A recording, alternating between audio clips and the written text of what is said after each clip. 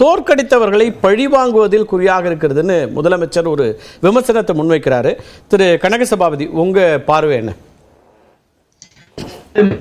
தவறு. அதற்கு முன்னால நம்ம நண்பர் திரு பீட்டர் அவர்கள் ஆரம்பிக்கும் போதே ஒரு தவறான கருத்தை சொன்னாரு.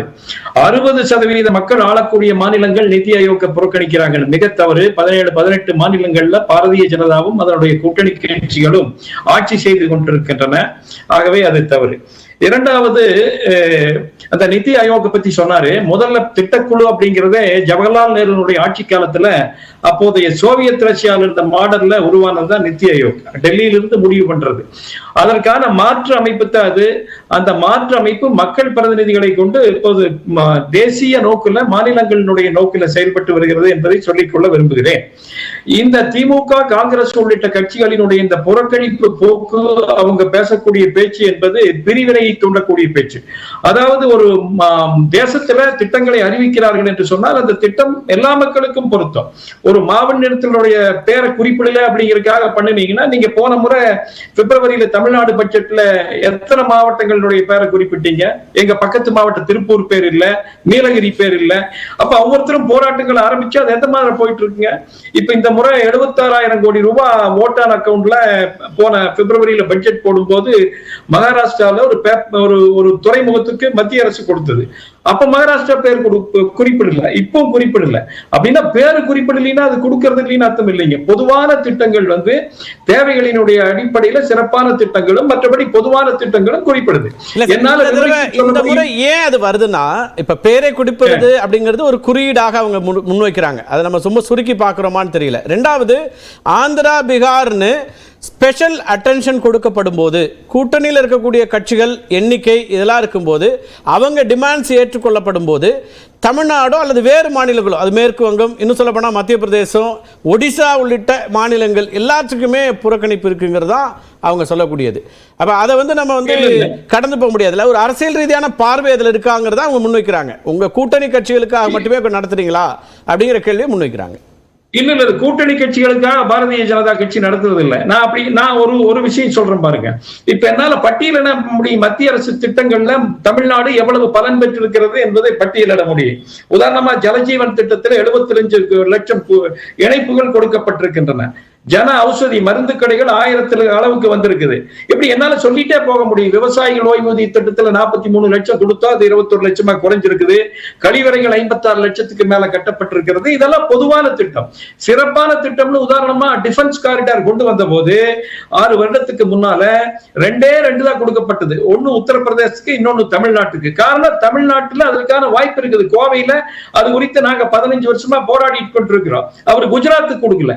ஆக தேவைகளினுடைய அடிப்படையில், அங்க இருக்கக்கூடிய சூழ்நிலைகளினுடைய தேவையின் அடிப்படையில் தானே சார் வரும். நீங்க சொல்றது தொடர்ச்சியாக அறிவிக்கப்படக்கூடிய திட்டங்கள், அந்த திட்டங்கள் எல்லா மாநிலங்களுக்கும் போகுது.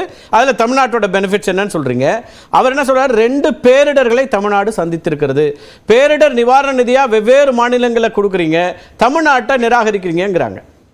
இங்க பாருங்க, பேரிடர் நிவாரண நிதி குறித்து நாம நிறைய விவாதிச்சிருக்கிறோம். அதற்கான விளக்கங்களும் கொடுக்கப்பட்டிருக்கின்றன. இது யாரும் இந்த அடிப்படையில விருப்பு வெறுப்புல கொடுக்கல. அதற்கான ஒரு அளவுகோல் இருக்குது. இப்ப நண்பர் பீட்டர் அல்போன்ஸ் அவர்களே பேசினாரு. அவருடைய எம்பியா இருந்தவர். அவர் பேசினாரு, இந்த பகிர்வீடெல்லாம் நிதிக்குழுவினுடைய அடிப்படையில தான் நடக்குது. மத்திய அரசு பிஎம்ஓ ஆபீஸ்ல நடக்கிறது இல்ல, நிதிக்குழுவினுடைய பரிந்துரைகளின் பேர்தான் நடக்குது.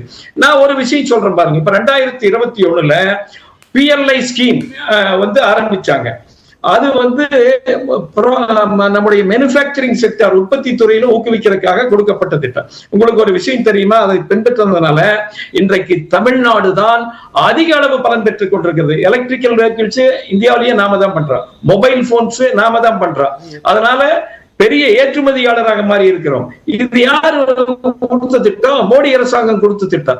ஆகவே இந்த திட்டங்கள் எல்லாம் கொடுக்கப்பட்டு கொண்டிருக்கின்றன. இது அரசியலுக்காக சொல்லப்படுகிறது. நான் இன்னொரு குற்றச்சாட்டையும் கூட வைக்கிறேன். நிறைய சமயங்கள்ல அரசாங்கம் கொடுத்த திட்டங்கள் முறையாக பயன்படுத்தப்படவில்லை. உங்களுக்கு ஜலஜீவன் திட்டத்தில் உங்களுக்கு தெரியும், இன்றைக்கும் சரியான விவரங்கள் கொடுக்கப்படவில்லை. PM ஸ்ரீன்னு ஒரு திட்டம், பள்ளிக்கூடங்கள்ல ஸ்மார்ட் கிளாஸ் ரூம்ஸ் உற்பத்தி தயார் பண்றதுக்கான திட்டம். அதற்கான முழுமையான தகவல்கள் மத்திய அரசு கொடுக்கப்படல. இன்னொரு விஷயம் பாருங்க, பிரதமரினுடைய விவசாயிகள் ஓய்வூதிய திட்டம் முதல்ல 43 லட்சம் பேர் பெற்றுட்டு இருந்தாங்க. எப்படி வருஷத்துக்கு 1000 ரூபாய் 3 தவணையில் கொடுப்பாங்க. ஒரு தவணைக்கு 2000 ரூபாய் கொடுப்பாங்க. அதுல நிறைய தவறான பெயர்கள் குளறுபடிகள் இருந்ததுனால அதை சரி செய்து கொடுக்க சொல்லிச்சு. சரியான விலாசம் எல்லாம் இருக்கிறவங்க இப்ப 21 லட்சம் பேருக்கு தான் கிடைக்குது. இப்ப மீதி 20 லட்சம் பேருக்கு மேல கிடைக்கிறது இல்ல. அதனால தமிழ்நாட்டுக்கு எவ்வளவு தெரியுமா உங்களுக்கு இழப்பு? 21 லட்சம் பேருக்கு போட்டு பாருங்க. வருஷம் 6000 ஏறத்தாழ 3600 கோடி கிடைக்கல. இதற்கு யாரு காரணம்? இதெல்லாம் சரி பண்ண வேண்டியது மத்திய அரசுங்க. பட்டியலின நிதியை பட்டியலின மக்களுக்கான நிதியை கொடுத்தோம். அந்த நிதி திருப்பி அனுப்பப்பட்டதா இல்லையா மாநில அரசுனால? இதை நீங்க சொல்லும்போது இன்னொரு அம்சத்தை திமுக நேற்று அறிக்கையில அவங்க குறிப்பிட்டாங்க. இப்ப பிரதமருடைய வீடு கட்டும் திட்டம், அது ஊரக பகுதியோ நகர் பகுதியோ, அதுல பெருமளவு செலவினத்தை மாநில அரசாங்கம் செய்ய வேண்டியதா இருக்கு. நீங்க எண்ணிக்கை 3 கோடின்னு கொடுத்துருன்றீங்க, ஆனா தொகையை அதிகரிக்கிறீங்களான்னு ஒரு கேள்வி கேட்கிறாங்க. இன்னொரு அம்சம் என்ன இருக்குன்னா சார், இன்னொரு அம்சம் நான் அதை கேட்டுறேன். கோஸ்டல் இன்ஃப்ராஸ்ட்ரக்சர் டெவலப் பண்றதுக்கு ஒரு திட்டம் அறிவிக்கிறோம், கோஸ்டல் ஏரியாவுடைய டெவலப்மெண்ட்டுக்குன்னு. அந்த திட்டத்தில் ஒடிசா வருது, ஆந்திரா வருது, அதோட நின்று போயிடுது. கேரளாவோ தமிழ்நாட்டிலேயோ கோஸ்டல் ஏரியாவில் வரலையா? அப்போ அந்த பகுதிகளையே சேர்க்காம ஒரு திட்டம் வருதுன்னா அப்போ இது ஏன் சேர்க்கப்படலைங்கிற கேள்வியை அவங்க முன்வைக்கிறாங்க இந்த பட்ஜெட்டில் அறிவிக்கப்படுறதுல. இல்ல எனக்கு கோஸ்டல் திட்டத்தை நான் பார்த்துட்டு தான் சொல்ல முடியும். எனக்கு அது குறித்து விவரம் இப்ப நான் சொல்ல எனக்கு அந்த விஷயம் தெரியல. மற்றபடி மத்திய அரசு பாராபட்சம் காட்ட வேண்டிய அவசியம் இல்லை, பாராபட்சம் காட்டுவது இல்லை. இப்ப பிடிஎஸ் ஒரு விஷயத்தையும் மட்டும் சொல்றேன். இன்னொரு விஷயம் நாம பொதுவா பேசாது, இப்ப பட்ஜெட் கூட இன்னொரு விஷயத்தை அரசாங்கம் கொடுத்திருக்கிறாங்க. Outstanding liabilities of government. Outstanding liability கடன்கள் எவ்வளவு இருக்கிறது என்று. இந்தியாவில் மொத்த கடன்கள் மாநிலம் எல்லாம் சேர்ந்து 83.3 லட்சம் கோடி கடன் இருக்குது. தமிழ்நாடுல மட்டுமே 10% 8.35 லட்சம் கோடி. ஆக இதை நீங்க கணக்கில் எடுத்துங்க. அரசாங்கம் எந்த அளவுக்கு இன்னுமே நன்றாக செயல்பட முடியும், என்ன தவறுகள் இருக்கிறது. இப்ப நீங்க இந்த திட்டம் எல்லாம் அறிவிச்சாச்சு இல்லையா?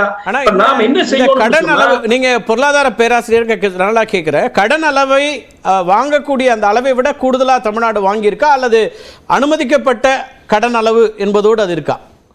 அதாவது கடன் அதிகமாக இருக்கக்கூடிய மாநிலமாக இன்றைக்கு தமிழ்நாடு இருக்கு. மொத்த கடன் பாத்தீங்கன்னா நீங்க ஏறத்தாழ 8,30,000 கோடி அளவுக்கு கடன் இருக்கிறது. கடன் அதிகமாக வாங்கி இருக்கிறது. நான் எல்லை டார்கெட் பார்டர் லைன் நான் சொல்லல, அதிகமாக வாங்கி இருக்கிறது என்று நான் என்ன புரிஞ்சுக்கிறேன்னா, அனுமதிக்கப்பட்ட எல்லை அப்படிங்கிறதுனா அப்ப அது வரைக்கும் போகலாம். அது பொருளாதாரத்தை பெரிய அளவுக்கு சிக்கலுக்கு உள்ளாக்காதுங்கிறதுனால தானே அந்த அளவை வைக்கிறாங்க. அதை எப்படி புரிஞ்சுக்க வேண்டியது? சார் 35 மார்க் வாங்கினா பாஸ்ங்கறேன்.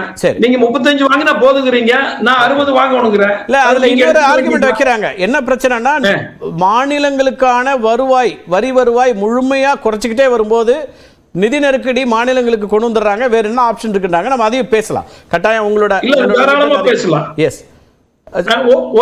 ஒரே ஒரு முதல் சுற்றுல ஒரே ஒரு கருத்து. அதாவது நான் கட்சின்னு கூட பார்க்கல, நான் ஒரு தமிழனாக சொல்றேன்.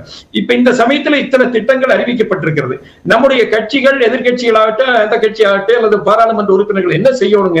இப்ப இந்த திட்டங்கள் மூலமா நாம் எப்படி பலன் பெற முடியும்? உதாரணமா 1000 ஐஐடியை மேம்படுத்தணுங்கிறாங்க. அதுல தமிழ்நாட்டுல எந்தெந்த ஐஐடிகளை நாம மேம்படுத்தலாம்? இயற்கை விவசாயிகளுக்கு 1 கோடி விவசாயிகளுக்கு ஐடிஐ குறிப்பிடுறீங்களா சார்? ஐஐடியா? ITI sorry, industrial technical institute, ITI. இப்போ இயற்கை விவசாயிகளுக்கு 1 கோடி விவசாயிகளை இயற்கை விவசாயத்துக்கு மாத்தணும்னு கொடுத்திருக்காங்க.